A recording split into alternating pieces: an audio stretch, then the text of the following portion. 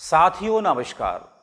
नगरीय निकाय के चुनावों में प्रत्येक मतदाता महाभारत के अर्जुन की तरह किम कर्तव्य विमूढ़ खड़ा नजर आता है, क्योंकि वह एक जिस ओर भी जाता है उसके ठीक दूसरी ओर उसे अपने ही लोग खड़े नजर आते हैं।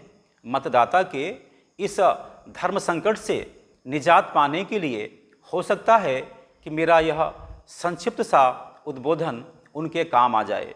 साथियों, जैसा कि हम भली प्रकार जानते हैं कि जनरल इलेक्शन हो या फिर असेंबली का इलेक्शन, इन दोनों इलेक्शन में व्यक्ति से पहले विचारधारा को महत्व दिया जाता है, क्योंकि इन चुनावों से देश और प्रदेश की दिशा और दशा बदलने और सुधरने वाली होती है। किंतु नगरीय निकाय के चुनावों में इसके ठीक विपरीत विचारधारा से पहले व्यक्ति को देखा जाता है, क्योंकि जो भी प्रत्याशी या जो मतदाता होते हैं उनकी एक सीमित परिधि होती है और इस सीमित परिधि में सभी एक दूसरे के स्वजन और प्रियजन होते हैं।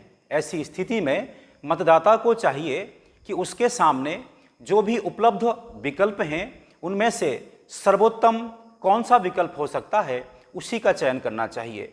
उसे यह विचार करना चाहिए कि जो उम्मीदवार उसके सामने खड़े हैं उसमें से कर्मठ, ईमानदार और जुझारू कौन सा है।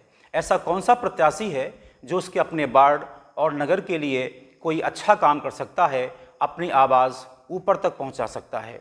साथियों, वैसे तो प्रत्येक चुनावी सीजन में कुछ लोग बरसाती मेंढक की तरह नेतागण पैदा हो जाते हैं, किंतु हमें इस प्रकार के नेताओं से बचना है और उन्हें प्राथमिकता देना है जो वर्ष में 365 दिन जनता की सेवा करते हैं, आपके सुख और दुख में हमेशा खड़े रहते हैं।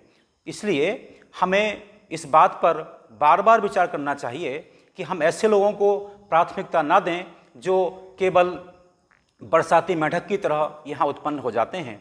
मैं एक और बात कहूँगा जिसमें आप भी सहमत होंगे कि वैसे तो यह नेतागण चाहते हैं कि सारे के सारे मतदाता उनके लिए सती सावित्री की भूमिका में रहें और यह लोग भले ही 50 पार्टियों की पत्तल चाटते रहें। हमें ऐसे लोगों से भी सावधान रहना है। हमें केवल उन्हें प्राथमिकता देना है जो चरित्रवान हों, ईमानदार हों, कर्मठ हों, आपके सुख और दुख में आपके उसमें सहभागी हो सकें। इसलिए मैं पुनः पुनः कहता हूँ, यद्यपि प्रत्येक मतदाता के लिए यह नगरीय जो निकाय के चुनाव हैं वो ऐसी स्थिति हैं जहाँ प्रत्येक मतदाता धर्म संकट की स्थिति में खड़ा हुआ है कि वह जाए तो किस ओर जाए।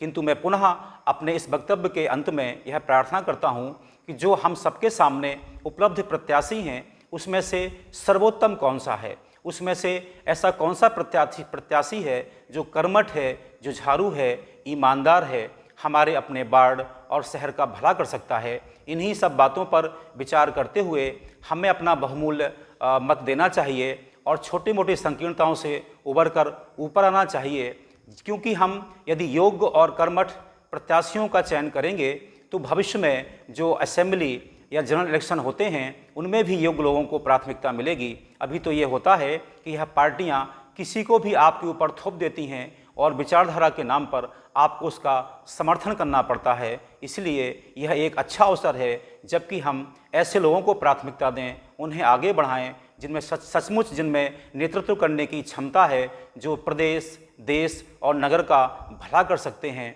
मैं इसी निवेदन के साथ अपने वक्तव्य को पूरा करता हूँ। ओम शांति इति।